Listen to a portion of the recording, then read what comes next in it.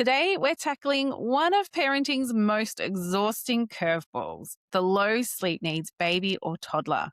We're going to talk about managing life with a low sleep needs child, and we're ditching the guilt. We're dropping the pressure to fix them and getting into the real world strategies that are going to help you and your low sleep needs child thrive. Welcome back to Brand New Little People, the podcast companion to the Sombel Pediatric Sleep Clinic programs created by us.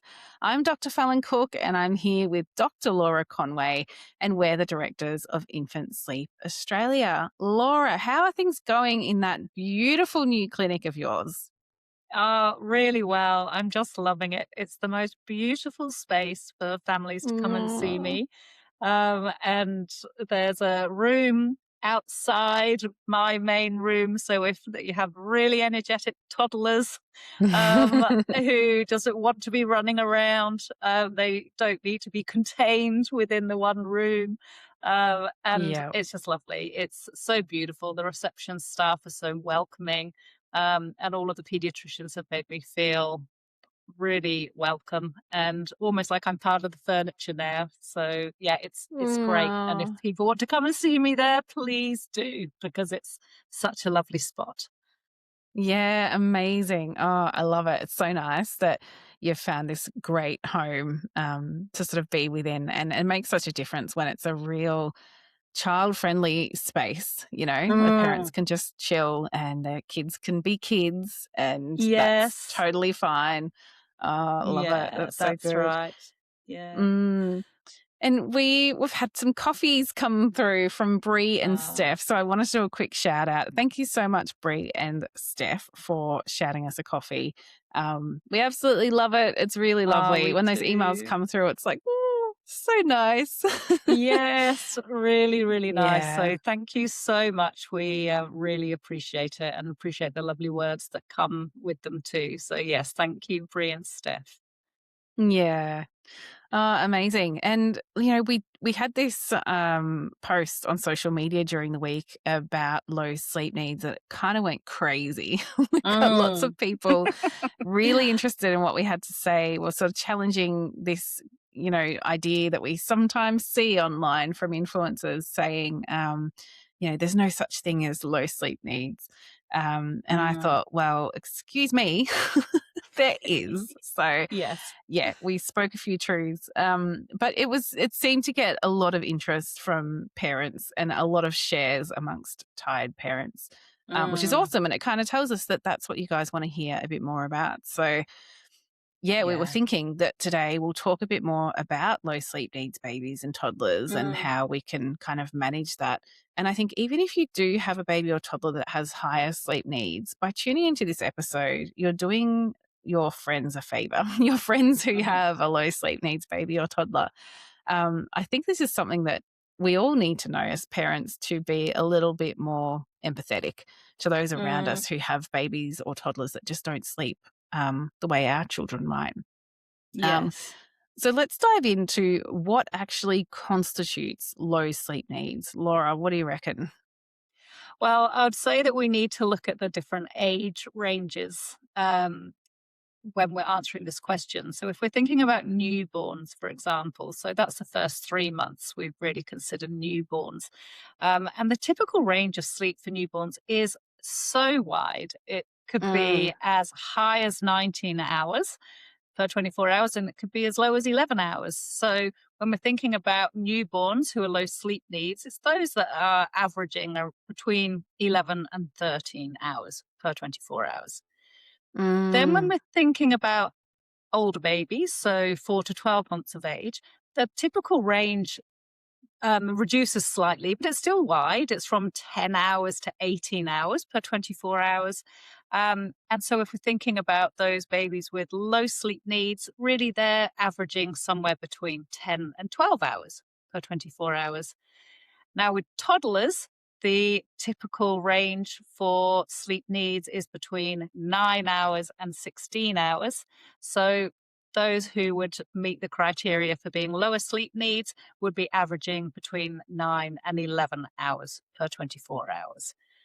mm, So, those families who have those low sleep needs babies and toddlers are parenting a lot more than those Yeah. parents who have the babies and toddlers at the top end of those ranges that I just spoke about. Yeah, I think it can be so exhausting. There's a lot, yeah, there's less time for rest when you're parenting a low Yeah. sleep needs baby or toddler. I find it so fascinating that, there's potentially between 7 and 8 hours of variability in total sleep needs, from baby to baby. It's no wonder, we Yes. hear parents say, my baby, is just nothing like this one in mother's group that just sleeps all the time and mine's awake and wide eyed all the time. And yeah, it's just, I think we need to stop pathologizing low sleep needs because I think for so many parents, they're like, oh my gosh, I must be doing something wrong because my baby just Yes. isn't sleepy and just won't nap. And we get it drummed into us that sleep is so important. Yeah. But what I would say is sleep quality is important, but the amount of sleep you have, I mean, obviously it's important. We don't want sleep deprived humans. Uh-huh. At any age, but babies and toddlers are very good at making sure they get the amount of sleep they need, and it's actually pretty rare that they're not achieving their sleep needs. But Mm, we'll dive into that a bit today, and yeah. unpack that a bit more as well. So we have kind of touched a little bit upon the challenges that parents face who have low sleep needs babies, Fallon. So can you just talk us through what are the common challenges for low sleep need babies? Yeah, I think a lot of parents will describe that their, low sleep needs baby has a serious case of FOMO. They've got that fear of missing out. They're so energetic. But these babies seem to want to learn and engage and often Uh-huh. move. So parents will say, oh, they're a great baby. They're so happy and they're so much fun to play with. But they just go and go and go. And I'm tired Yeah. and my baby's not tired. So there's that Yes. challenge of kind of recognizing that, oh, hang on, I've got a baby that actually is prioritizing learning and engagement and playtime over sleep, and kind of Uh-huh. then thinking about, well, how do you adapt the day to kind of suit those Uh-huh. needs? I think that can be challenging for parents who are often expecting a very sleepy baby who does long naps and it's not what Yes. they got served up. um, I think another really big challenge is that when a baby or toddler has a lower sleep need, it is so easy for the balance of day sleep and night sleep to just go wildly astray. Yes. It doesn't take much extra day sleep to just tank the nights, for some of Uh, these low sleep needs babies. If they overdo the day sleep just a little bit, they're just not left with enough sort of sleep in the tank to actually have a good night. If they're a mm. 10-hour sleep need baby and they have 3.5 hours of day sleep and they're only looking for, um, why did I go blank? Six Six and and a a half half, I think. hours. Come on, Fallon, do your maths. 6.5 hours of overnight sleep. Chances are, I mean, that baby might sleep 6.5 hours in a row, but then be wide awake and ready to start the next day at probably 2 or 3 a.m. in the morning. Yes. Or they're just going to wake up all the time overnight. So it's really, lots of parents will say the challenge is trying to figure out like how much day sleep can they have without the nights being really tricky. And the Yes. other really big thing, and I think this is where we see so many families coming in to see us with this problem, it's that if the low sleep needs isn't being catered to, so we're getting lots of time where there's low sleep pressure overnight, we just haven't kind of figured out their daily rhythm, Uh-huh. then the number one thing is that any attempts for self-settling or cot settling will Uh-huh. not stick. You might, if you're Yeah. lucky, you might get a few days of progress, but Uh-huh. there's nothing you can do. You can try and be as consistent as you can be, but Yeah. if their unique sleep needs aren't being met and catered to, you're going to get these long periods of time with really low sleep pressure where nothing is going to work. Yeah. And that's something we see a lot, particularly after sleep school visits, where the sleep school has helped the family to learn how to settle their baby in a cot. But then the Uh-huh. daily rhythhm is not catering to a low sleep needs baby. They get home and they're trying to follow often a bit of a schedule that they've been given, but it just doesn't stick. You just Yeah. can't. Yeah, if sleep pressure's too low in a low sleep needs baby or toddler, they can push back for hours and hours, and it's really unrealistic to think that any parent can be settling for that long without, Yeah. kind of losing their mind a bit. I definitely Yeah. would have lost my mind. It's so hard when the parents are saying, well, I'm doing exactly what they showed me in Yeah. the residential stay, and I'm following all the advice, but those settles are taking an hour or two every nap. And if that child's on 3 or 4 naps a day, that's Yeah. so demoralizing. And often Yes. the settling approaches that the sleep schools are giving are evidence based. They're usually pretty Mm. sound They should work. approaches. They should work, Mm. but when they are being used at a point where the baby isn't quite ready for sleep, it just leads to these really long settling times and a lot of upset for everybody. And it's Mm. just, yeah, it's not sustainable and it's also just not necessary. So, if you feel that you're in this situation, you've come home from sleep school, and your child's what the progress that they seem to make in those 5 days in a residential stay are just not sticking, then that may be the missing piece of the puzzle. Mm. Yeah, I completely agree. I think we've seen that a lot, and from parents who say, "Yeah, I've just tried everything," and often I feel a bit heartbroken when they're describing months of working so diligently at their goals, and I just think, "Man, I would have given up that within a day," and Yes. they've done it for, like, 3 weeks, and I think, "Oh my gosh, you Yes. poor things." Yeah. Um, yeah, oh, it's just yeah, it's so tough. I think parents are incredible how hard they can work at things when they're determined.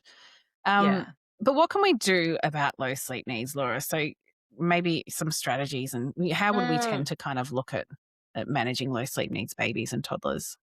So it's really important to cater to their true sleep need. So, um, refer to the unique sleep needs chapter in Sombel for guidance about how to do this and charts to help get started planning out a daily rhythm that is catered to their sleep needs. So, for example, if you find that your 8 month old has an 11-hour average sleep need, then cater to that by giving them 11 hours of opportunity to sleep. Don't try to give them 13 hours of sleep opportunity because they're very, very unlikely to take that sleep consistently. And that's where you will end up in a situation where you're spending a long time settling, or you just give up and your little one's then waking multiple times a night. So, really ensure you're catering to their true sleep need. That is the main piece of advice to Mm. support families who have realized that they do have a low sleep needs baby. Yep. Mm, Yeah. Oh, I completely agree. I think that's so key. I often see families where, there's a 12-hour sleep need, the baby's having maybe 2 hours total day sleep, but then has a 12-hour block for sleep overnight. They're doing that yeah. good old 7 p.m. to 7 a.m. And it's like, they can't do it. They can't do No, it. They're going to either push back at bedtime or wake a million times overnight or just be or awake for a start the couple of day hours in the early. middle of the night. Yeah, yeah, Yes, yeah. yeah, Oh, yeah, that's right. really early wakes. You Yeah. cannot make a child sleep more than they need consistently. You just simply can't Mm, do it. In the yeah. same way that an adult, you can't make an adult sleep more than they biologically need. Um, when I do speak to parents about this in the clinic, Fallon, often a question that I am asked is, how can we be sure that our baby truly is low sleep needs and not just sleep deprived? I'm assuming you Mm. hear that a lot as well. How would you Oh, answer yes. that concern? Yeah. Yeah, and it's a really valid concern, and, Mm, this touches on something you mentioned a minute ago about not being able to force a human to sleep more than what their actual true unique sleep needs are, and a really good piece of research, came out in 2021, by Fangupo and colleagues, and it was a fantastic systematic review and meta-analysis of randomized controlled trials, and it looked at do sleep interventions actually change sleep duration in children aged mm, from 0 to 5 years of age? So it really digs into this question of can we increase sleep duration or not? And, mm, what do you know? No, we can't really. Some of the studies were showing, and this is a systematic review, so it's the best type of gold standard research where it looks Mhm. across lots of different studies and kind of looks at results overall. Um, and some studies showed a tiny increase of about 8 minutes. So Right. about 8 minutes is all you might gain. I mean, it might be the best 8 minutes of your day, Yeah. but we're talking, they either found no change or maybe a Yeah. slight increase. But, Yeah. there are people out there claiming like, oh, you can do this special sleep training that I've designed and it's going to make your baby sleep for an extra 2 or 3 hours per day. So that I would say maybe you'll get one random day like that, but over the following Mhm. days, they'll undershoot their sleep needs to Yes. compensate for that one very long day. So, yeah, so Yes. there's definitely research that indicates that we can't increase the total sleep time for babies who are learning how to self settle, cot settle, things like that. It tends to be pretty steady. But I think what's really important to consider is how are we completely confident? Yeah, like, if we're working with a baby with a 11-hour sleep need, right? We want to be so sure that we're not depriving them of extra sleep that they might actually need. Mm. So to be Mhm. sure of that, we're always looking at mood is one of the first Mhm. things. So are they horrendously tired all day long? Look, Mhm. really normal. If you're trying a new daily rhythm, they might be horrendously tired all day long, and you might have to give it a week for them to settle in and actually know if it works. So the Mhm. odd day where they're really cranky, I'm not so worried about. But Mhm. if they're truly low sleep needs, they'll be happy as anything on their Yeah. tiny little bit of sleep. They will power through the day. Parents will say, oh no, they wake up, they're fine, they're raring to go. Like, that's your sign that the amount of sleep they're getting is actually working for them, because a Yeah. chronically sleep deprived baby or toddler is constantly just a disaster. They're so Mhm. difficult. They're never really Yeah. very happy. It's really, really challenging. So that's one thing we're looking at. But we're also always checking for medical factors that could be impacting the total amount of sleep that they can achieve. So a Mhm. baby or a toddler that's suffering from sleep apnea, where they're, constantly being woken and having really poor sleep quality, they might struggle to meet their total sleep needs because there's a biological factor that's impacting them from doing so. Yeah. Same for things like if we're seeing a lot of signs of pain and gut irritation, that can start Mm. to really impact that total sleep amount as well. So Mm. we're checking for those sorts of things. Yeah. And I would say most importantly, when we're working on, building these daily rhythms for families that really fit these unique sleep needs, what we often aim to do is we get the daily rhythm sorted, sleep pressure's cooking along beautifully, then we might be working on cot settling if that's the family's goal. Once we've made Mhm. that progress with cot settling, that everything's going well, all goals are achieved, we will always say to families, okay, now we're going to try and add more sleep in and let's Mhm. see what happens. So in every sleep plan we ever write, we're always saying, if you had a couple of weeks, it's been really lovely and settled, add 30 minutes more to that daily rhythm and just see what happens. Do they take it? Mhm. And, great. Like, if they do, brilliant. Or Yeah. do they then start to be an absolute disaster at bedtime? Bedtime's suddenly Yes. taking 30 minutes, or they're waking up for around about 30 minutes in the night, or they're Yeah. waking really early.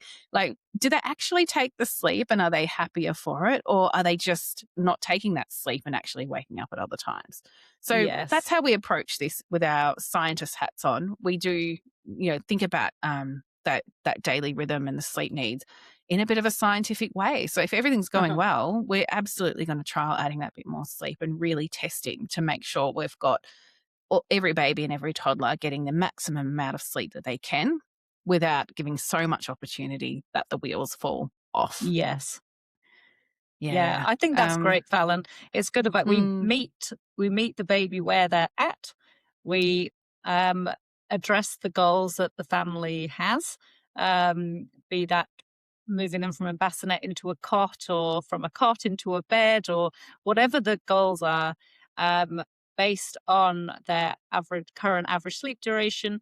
And then once we've met those goals, we then trial adding more sleep in, but we go really gradually. If you have a very low sleep mm, needs toddler that only has a 9 hour sleep need, for example, we'd be suggesting that you trial adding more sleep in a much shorter amount, so 15 minutes, because that 15 yeah. minutes relative to their total sleep need is a lot, versus 15 minutes Yeah. for a toddler that's got a 14-hour sleep need. So there will be, if you come and see us in the clinic, we'll have some slightly different advice depending on how low your child's sleep need is. But Mm, we just, meet them where they're at. address the goals, and then add in extra sleep opportunity in increments that are suited to your child. And we Mm, see how much extra we can add in, and see if yeah. that improves mood, behavior, without the nighttime falling over. Yes, and it's not uncommon, I think, for families at their follow-up appointment to say, "Oh, I'm not touching that daily rhythm. We Yeah. have finally nailed it, and my kid is sleeping brilliantly, and they're as happy as anything all day. I do not dare touch that daily rhythm. We're keeping it." And I'm like, Yeah. "Okay." They're managing, they're happy, you're Yes. happy, I'm happy. Yes.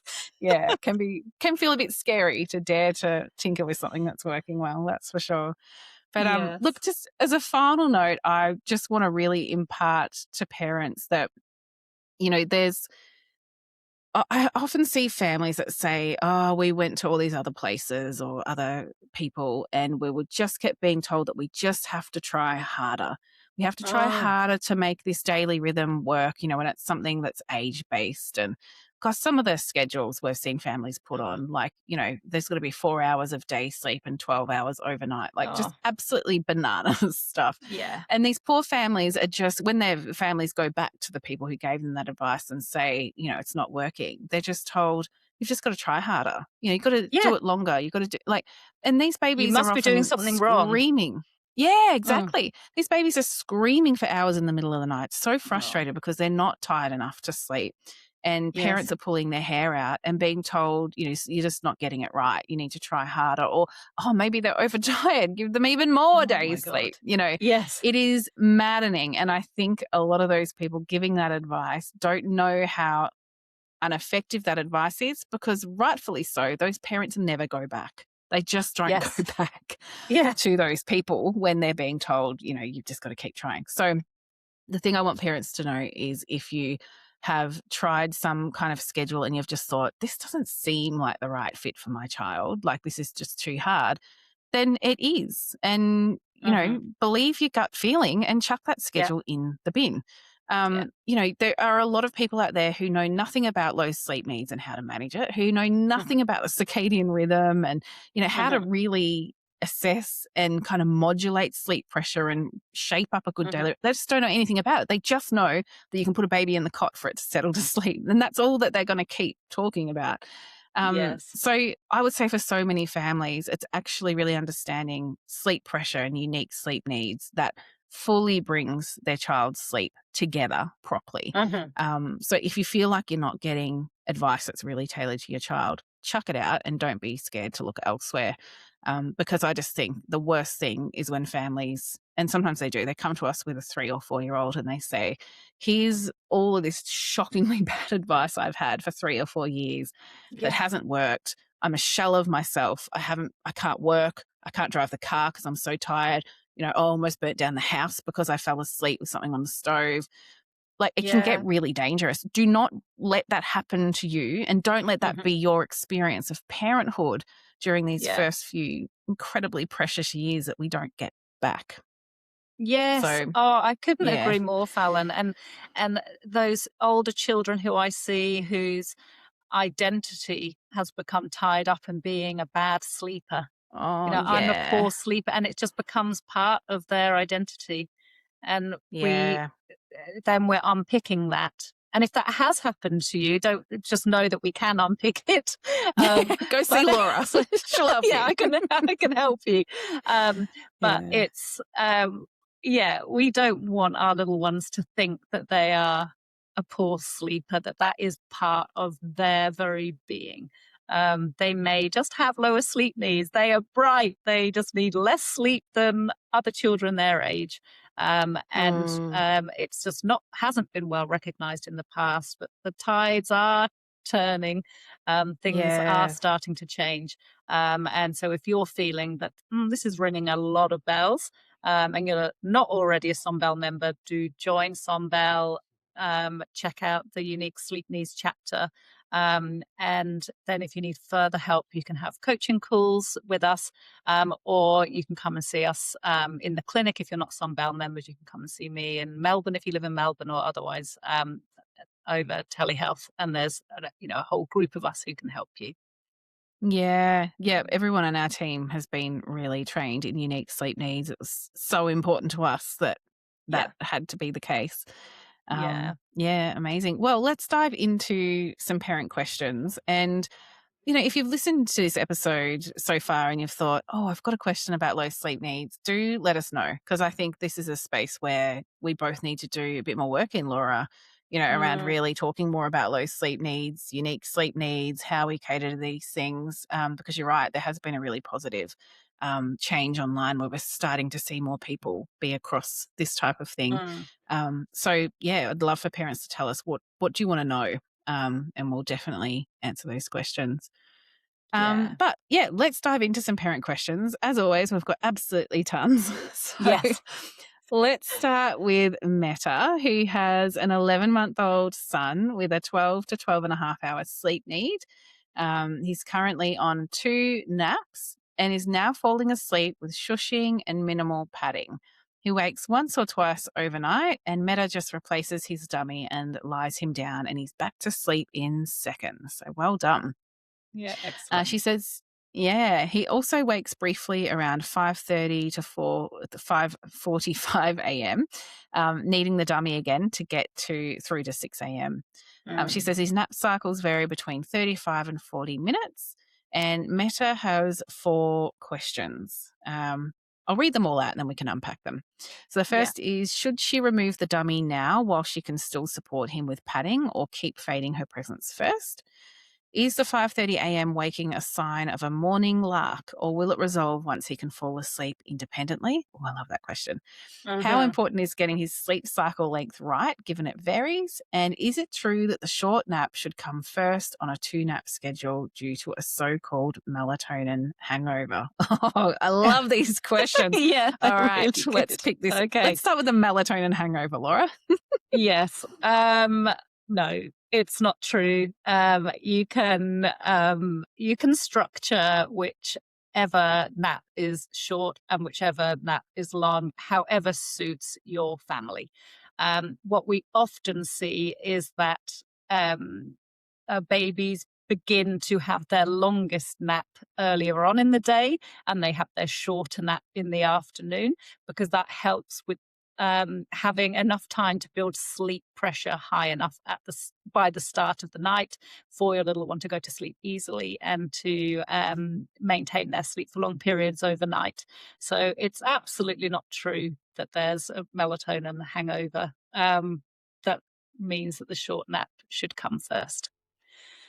So Mm. that's my answer to that question. If we go on to your next one about the sleep cycle length, look, if your son's sleep cycles tend to be between 35 and 40 minutes, then I would just be thinking, if you're trying to time the naps and they haven't, and it's a short nap, just wake him up after 40 minutes has passed if he hasn't woken up himself. And then a longer nap would be 2 of those, but it might be that he wakes himself a little bit before the 80 minutes. You normally get a quite a clear understanding if your child really dislikes being woken when they've just entered the next sleep cycle. Some babies just have experienced that sleep inertia really strongly and will just really be unhappy for about half an hour after you wake them, even if they only had an extra 5 minutes, whereas others don't really worry. So I wouldn't worry about being really strict unless your baby is like that, Meta. And then I'll Mm. try and stick a bit more closely to it. 5:30 a.m. waking. I suspect that that may resolve once you have weaned off the patting. The fact that he's going back to sleep with the dummy at that point and is able to maintain a sleep until 6 is just telling me that his sleep pressure is getting a bit lower. He's a little bit more aware that he's waking up and you're not there beside him, patting him. So, yeah, I wouldn't be ringing the bell that this is a morning lark at this point. And Mm. finally, should you remove the dummy now? Um, Look, we generally suggest holding on to the dummy if your little one is really loves it after the age of 6 months, hold on to it until they're of an age where you can actually explain to them where the dummy is going, unless they've got recurrent ear infections, or there's other medical reasons why they can't have that dummy. So I probably would just put lots of dummies in the cot to help him find his dummies overnight rather than trying to get rid of it. If you do want to stop using it, Meta, and that's a parental choice that you're free to make, then yes, this will probably be the time to do it whilst you're still offering him some hands on support because he probably won't like it very much. How did I Mm. go, Fallon? Oh, you nailed it, Laura. You totally nailed it. I completely agree on the dummy. Like, if there's a medical reason to get rid of it, yeah, absolutely, it's got to be done. But if not, yeah, scatter plenty around the cot and give him enough time to find them himself in the night. Because often parents go, "Oh, they dropped the dummy. I'll run in and quickly replace it." Let him feel a bit frustrated. Let him try to do the work of finding where the dummies are. And then often they just get better and better at quickly finding one and putting it back in. Yeah, I think those are fantastic questions and really good answers. Great. Okay, on to our next question, which is from Jess. She has a 5-month-old son who was on 4 naps and she's been trying to move him to 3. He was having lots of false starts and waking every 2 hours overnight. And she found that by moving his bedtime from 7 until 6, things have improved. But he's now waking at 6 a.m. instead of 6:30. So Jess wants to know, could that long wake window at the end of the day have been causing the night wakings? And also, an additional question, what's the best approach when a baby starts rolling onto his tummy overnight and can't yet roll back independently? Mm. Yeah, so look, I would say no, a long wake window in the lead up to bedtime won't tend to cause night waking. Um, and it sort of depends. I mean, there's so many different factors. It'd be interesting to sort of know a bit more about the full daily rhythm. But it does sound a bit like in moving from 4 to 3 naps, this baby has just moved more sleep from the day into the night instead, Mm, which is fine. But yeah, if you're getting the early wake up, um, I mean, look, 6 a.m. might not be a problem for you, Jess, but it would just be a case of shuffling everything a little bit later. So you might mm, start to move bedtime a little bit later so that wake up time comes a bit later and you could just approach it like that. mm, The best approach when babies start to roll onto their tummy and can't roll back. At 5 months of age, if they can't confidently roll both ways, then if you notice them roll over, you just need to put them back on their back to keep them mhm, safe.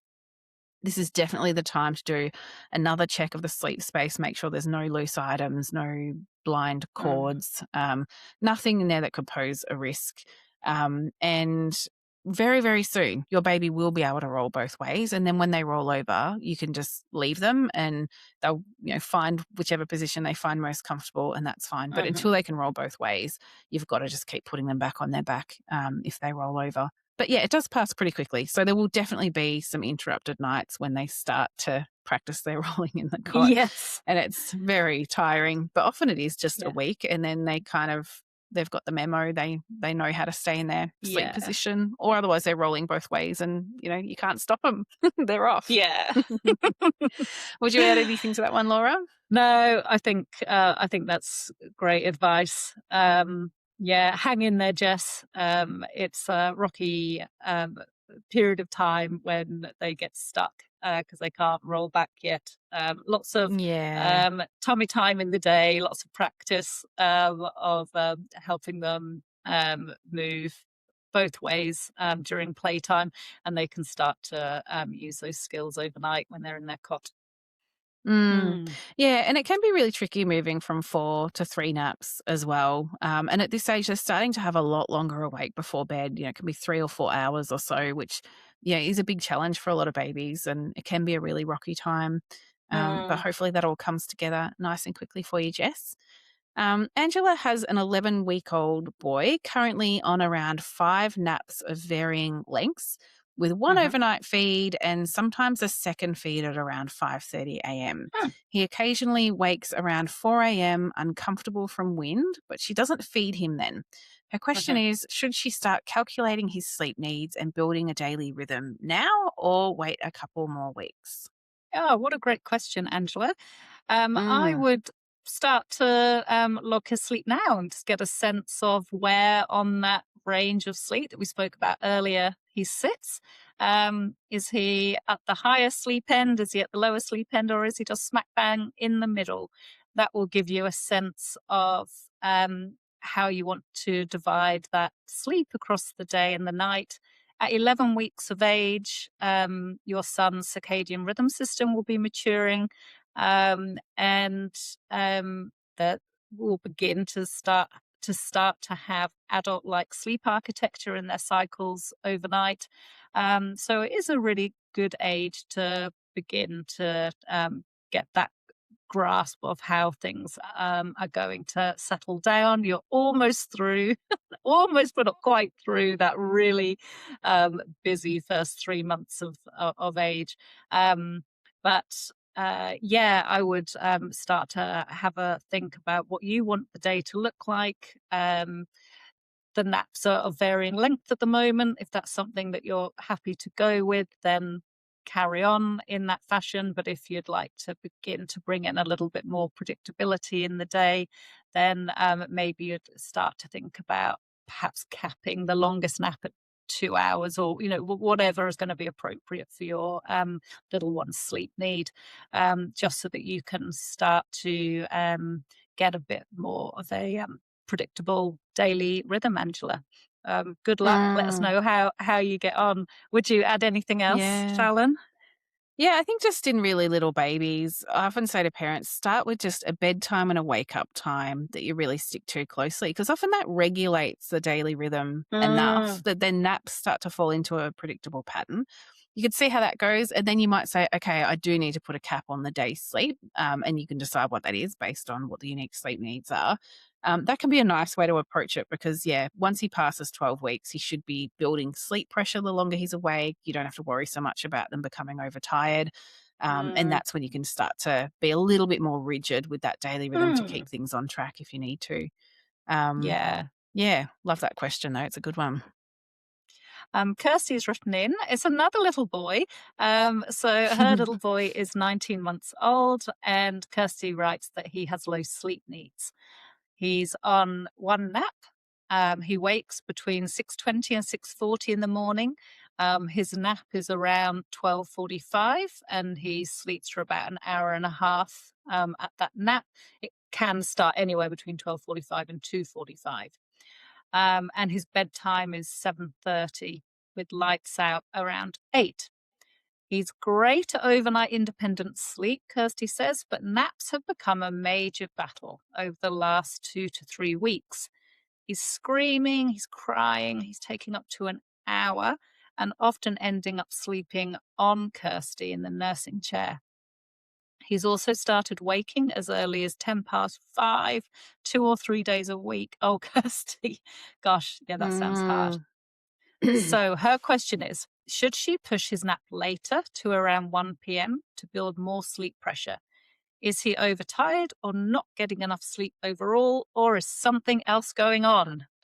Mm. Mm, All right. So, definitely not worried about overtiredness. If he's fighting the nap, it's not going to be mm, overtiredness. It's going to be that, potentially sleep pressure's had a bit of a drop lately. It sounds like he's, having these, has been having brilliant nights. I'm assuming that he's self settling really well. So, when we think about the day nap, if he's really pushing back against it, sometimes it can just be preference. They're like, no, I don't want to mm. stop what I'm doing and have a nap. But he's probably got the skills to self settle for that nap, but Mm, he's pushing back for a reason. So, mm, thinking about 7:30 p.m. bedtime, there has been a 6:30 a.m. wake up, so it's 11 hours plus an hour and a half of day sleep. That's 12 and a half hours. It's not a low sleep needs toddler. If mm, 12 and a half hours is the actual average. But what I'm thinking is that Kirsty's probably describing, if he's waking early some mornings, pushing back on the nap, I would say he's had a drop in his total sleep needs. So I'd be really mm, curious, Kirsty, to know what that sleep need has dropped off to. So now that he's waking mm, early and pushing back on the nap, what does that look like? mm, So track his sleep for a week and see what it kind of comes up with. And it might be that we need to adjust that daily rhythm. Maybe aiming for an 11-hour window overnight is too much now. And mm, maybe I don't know, for example, sleep needs have dropped to 11 and a half hours. Mhm. If he's going to have an hour and a half day nap, maybe we can only realistically expect 10 hours overnight. So I definitely Mm. have a close look at that total sleep needs and where they're sitting at the moment, and then adapt it. Because if the night needs to be a bit shorter, there'll be more time awake before that nap, and you'll probably find he'll be settling a lot more easily for the nap. Yeah. The other thing is sometimes toddlers are just little rotten rat bags temporarily, and they just suddenly go, I don't really want a nap. And they just have this little phase where they go, I'm just going to scream like a banshee at nap time for a bit. And sometimes you just got to write it out. It might be that you do some naps in the pram or the car just for a few easy wins and to give yourself Yeah. a bit of a break, Kirsty. And then when they get past that little bit of a phase, and if the daily rhythm is a good fit, hopefully things will get back on track and the settling will get easier again. So do a nap on the go if it gives you a bit of a get out of jail free card. That can be Yes. really helpful. Have I missed anything there, Laura? What would you No, add to that I one? don't think so. Yeah, I would be looking at his behavior once you've worked out what the bedtime and the wake up time is going to be. The exact time of the nap doesn't matter whether it's starting at 12:30 or 1, as long as he's having a nice long stretch before the start of the night. That's fine. At this age, probably around 6 hours or so awake before bedtime is normally sufficient. So it's more about just working out how long that nap should be in relation to his total sleep need, which I do think probably has dropped recently. Um, Mm, yeah, so I'd often like to try and keep a little bit of a longer nap at this age, just so that we can hold on to the nap for a bit longer. Because, if you do mm, move it down to one sleep cycle and he's not yet two, then there isn't so far to go when the sleep needs change again. Um, Really, at that point, we're looking at dropping the nap. So if you can try and keep the longer nap for a little bit longer, it just gives us a bit more wriggle room further down the track. But that will depend on what his sleep need mm. has come up, has reduced to, Kirsty. Um, Yeah. All right. Good. Well, next question is from Annie, who has a 6-month-old daughter who averages around 13 hours of sleep per day. She has around 10 and a half hours overnight and 2.5 hours across 3 day naps. 1 hour for the first nap, an hour for the second, and 30 minutes for the Oh, third. Bedtime is 8 p.m. and the usual wake up time is 6:45 a.m., though she's recently been waking between 5 and 6:15 a.m. on some mornings. Could be another one who's got a drop yes. in sleep needs or could be ready Yeah. for 2 naps. She Yes. says she's also having increased night wakings due to rolling onto her tummy. Oh, there's definitely some common themes here. Yeah, there are. And And Annie's got getting several stuck. Oh. questions. Yeah. Mhm. So, will the rolling wake ups resolve on their own once her daughter can confidently roll back? Yeah, we can answer that one straight Yes. off the bat. Yep, Yeah. they will. Yeah. She says if early waking continues, should she transition to 2 naps rather than adjusting bedtime or wake time? Yeah. Sorry, I'm Yes. answering these Yes. for you, Laura. I know. Yeah. Yeah. No, I'm just, yeah, Good plan. definitely. Yeah, I would. Yeah. Yeah. And she says, should she try reducing total daytime sleep first? If the first nap is only 30 minutes, should she extend the second nap to compensate or stick to the planned rhythm, even if total daytime sleep is reduced that day? And if moving to 2 naps, should total daytime sleep stay the same or also be reduced? Okay. I would say increased night waking, early rising. Your Annie is almost certain that your daughter is ready to drop down to 2 naps. That last nap is only half an hour anyway at the moment. So Mm, it's not like it's a really long nap. Her body's already showing us that she's reducing the length of those naps in the day to drive up sleep pressure by bedtime. So our bodies are very clever, intelligent things. So I mm, would be looking at probably dropping that 30-minute last nap, moving the first 2 naps a little bit later. So that that final wake window isn't too long. Um, and whether that 30 minutes that she's having for that third nap goes into the nighttime sleep or whether it just poofs off into the ether is really going to depend on what mm, her sleep needs are now. Um, so, um, yeah, I guess I'd need to see a sleep diary to be able to advise you really confidently. Um, I My sense is if you were to move to 2 naps that are an hour each, and then try adding that extra half an hour to the nighttime sleep so that you can try and get her through until reasonable time in the morning. Again, that would probably be, without seeing the full diary, the way that I would tend to go. If you feel that you've tried that for a week and just 2 hours worth of daytime sleep, she's just not functioning well, then let her, perhaps that first nap be an hour and a half and the second nap just be an hour, and then adjust bedtime and wake up accordingly. I think that's a good plan. It's so true. Like at this age, sleep needs are often on a sharp decline. So it might be that she's Mm. dropped some sleep needs and you can just get rid of the 30-minute nap. But if not, then yeah, it might just be reshuffling those 13 hours across, yeah, 2 naps and overnight. Yeah. Um, yeah, good questions, Annie. I think Annie's on the ball with this one. Yes.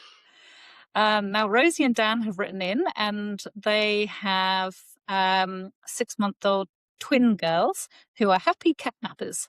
Their sleep cycles had shortened from between 45 and 50 minutes about a month ago to around, 26 to 28 minutes. I love it when Mm, they're very specific like that. Um, but they have now moved their girls to their own bedroom, and they've got blackout blinds on the windows, and have found that that has led the sleep cycles to stabilize at 38 minutes. Um, so they have two questions. They want to know whether letting them play in their cots in the new room is a good idea for building positive associations.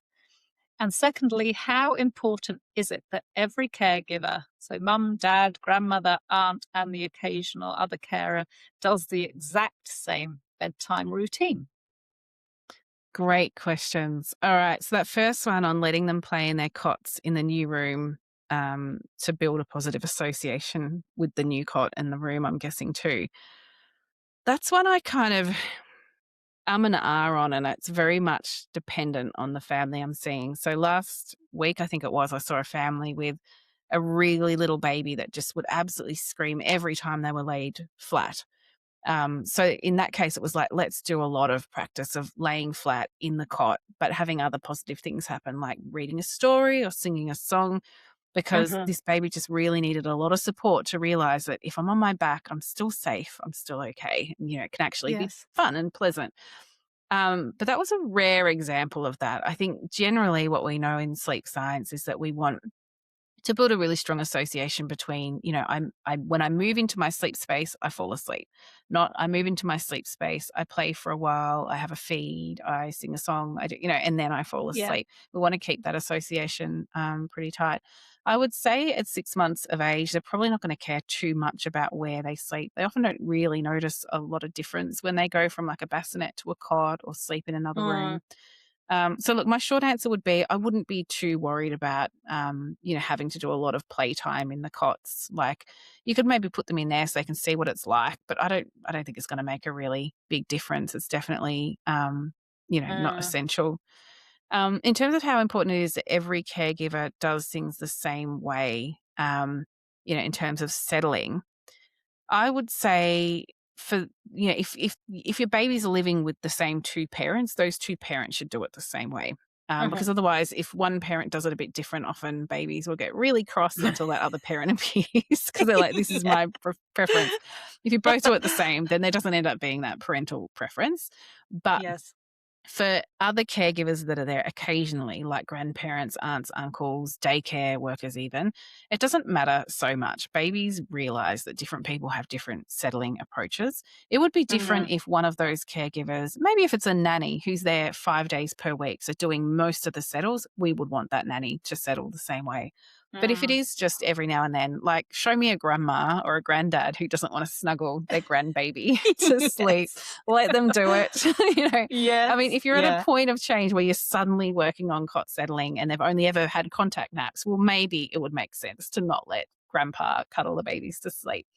Yes. just for a little bit while they're adjusting to that change. But once they've made that change, every now and then, it's totally fine. I wouldn't be too Yeah. worried. Is that what you'd say, Laura? Yeah. Yeah, absolutely. Yeah. Yeah. I think you've answered that beautifully. Yeah. Good. All right, we're getting there. I've got a few more to go. Yes. This one is from Amy, who has a 15-month-old boy who has never slept through the night and relies on a bottle of milk to fall asleep. She tried the quick feed approach, giving him his bottle outside the room, but he cried for an hour without settling, and she ended up feeding him to sleep. Her question is, how does she move forward when he needs the bottle to fall asleep? Oh, Amy, you're in a spot where lots of other parents have previously been. It's really tricky. You've got a toddler who never slept through the night, has always fed to sleep, and you are now wanting to change things. And your toddler is not going to want to change things. So it makes sense that he was really upset when you tried to settle him just with patting in the cot, because you're the one who wants to make the change, not him. And so, Mm, what is going to be really important for you, Amy, is to decide whether now is the right time to change how your toddler falls asleep. Because there's going to be a little bit of a battle of wills. You've chosen an approach which is very hands on, which is uh, no doubt appropriate to your family. And so you're right there with him, you're supporting him to fall asleep in a different way. Um, and he will want to have the bottle instead. And so your job is, when you feel ready, is to persist with not giving him that bottle to fall asleep, because otherwise we're just reinforcing that behavior. He learns, oh, this is weird. So now mum will put me into my cot. She'll pat me for half an hour. I'll get really upset about it. And then she'll give me the bottle. All right. Game on. That's what we'll yeah, and do. then we get that Uh, big escalation in crying, and yeah, it big goes on and escalation in on. crime, because he thinks, okay, well, maybe if I start crying really intensely and really loudly much sooner, then we can just cut out this and go back to having the feed to sleep, which is what I've always done. And I don't see what the problem is. Yeah, obviously, Mm, he doesn't think quite like that because he's only 50 months old. But I think it just can be helpful to think about what is exactly happening, Amy, when you are trying to change how your toddler falls asleep. So if mm, now does not feel like the right time, then because you will need to persist with whichever cot settling approach you use, and to persist until he falls asleep without reverting to giving him the bottle.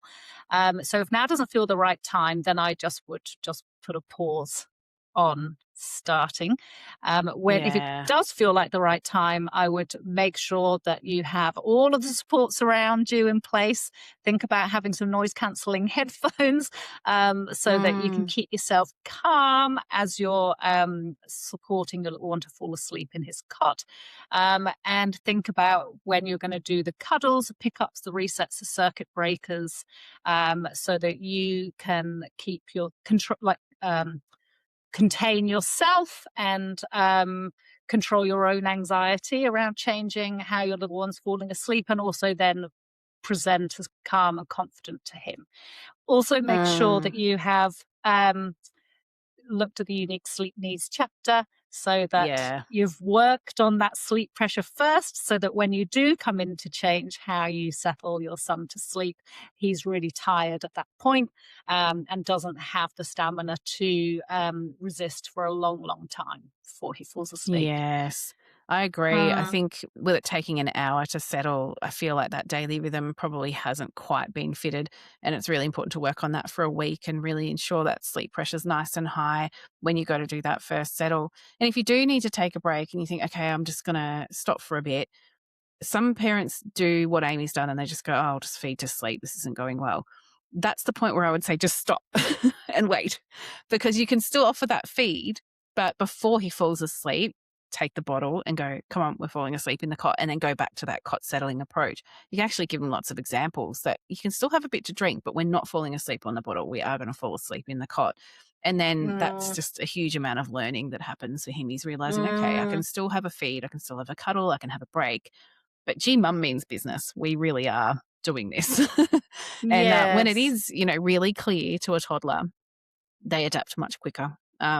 Yeah. So I sort of agree with you, Laura. If you're going to go all in, Amy, Hmm. and get through it nice and quickly. But yeah, it's tough. If you Yeah. need to have a chat about how things are going, please book a coaching call. This is the sort of Yeah. situation where we can really make sure everything's fine tuned before we dive in. Mm.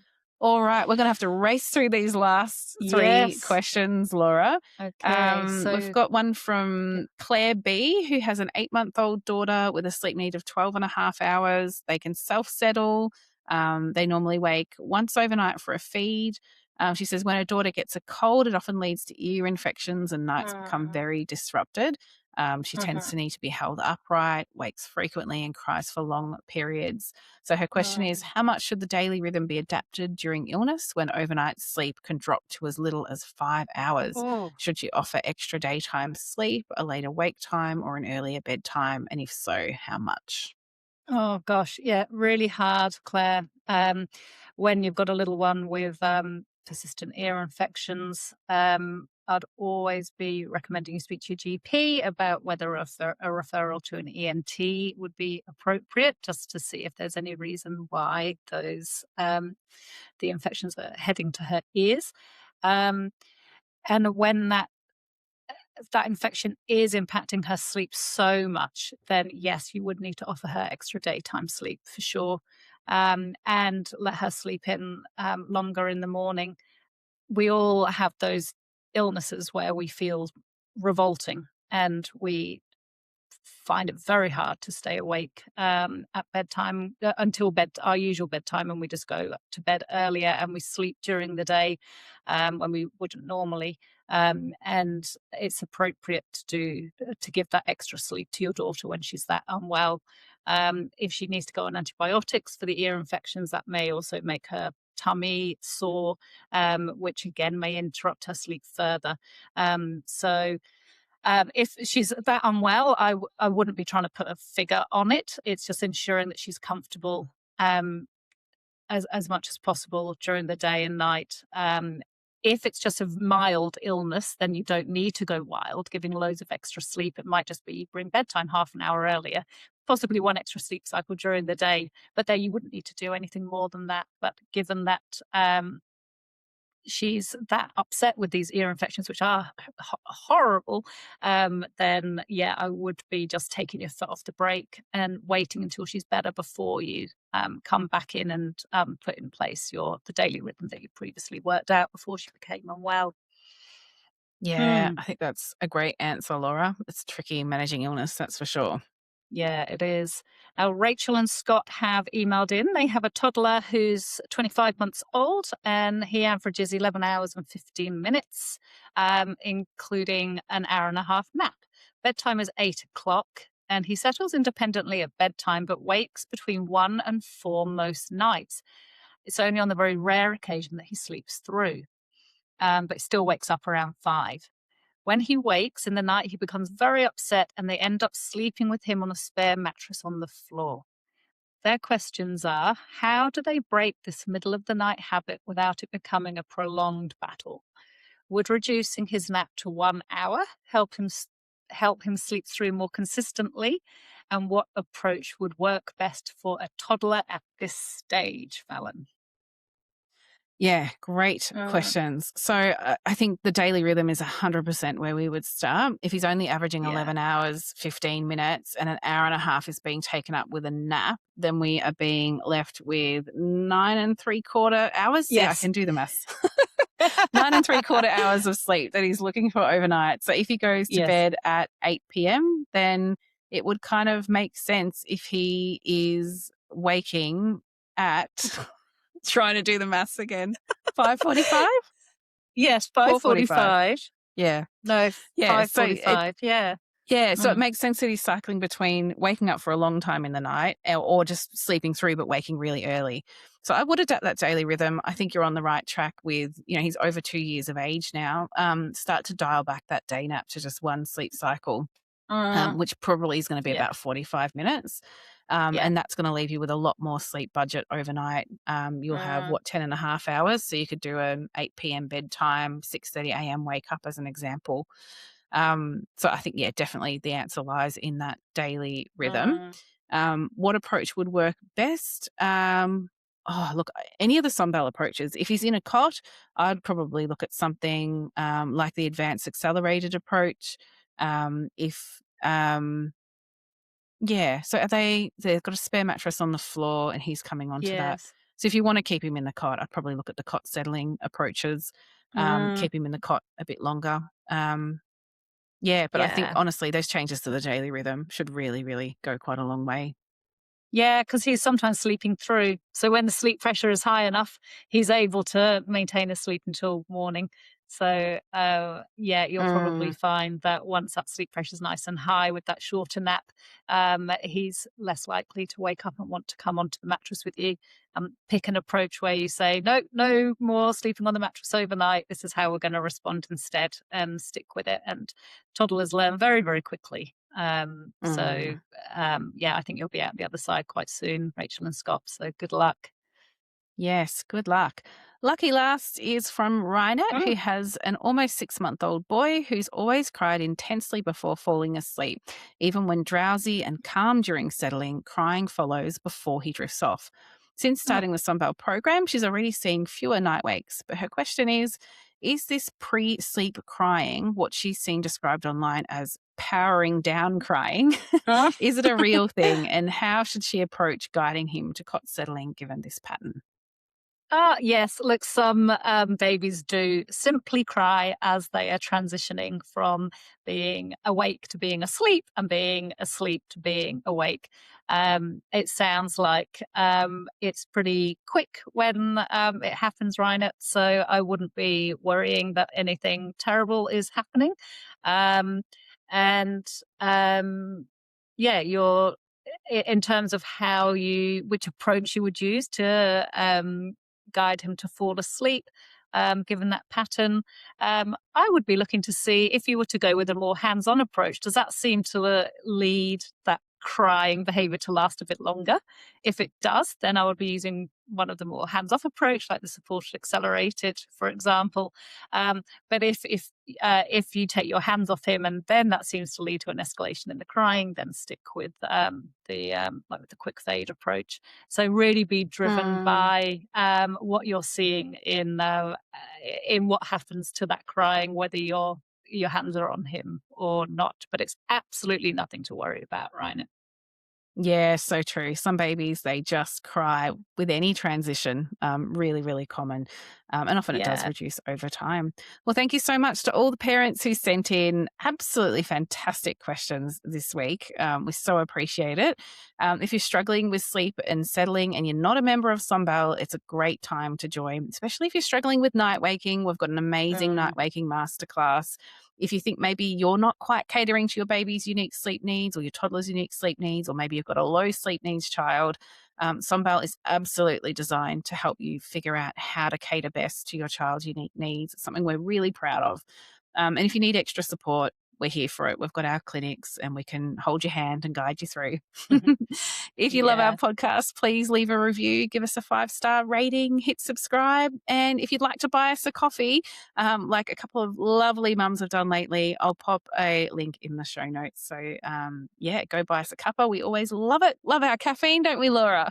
We sure do. Thanks, All right. everyone. Bye bye.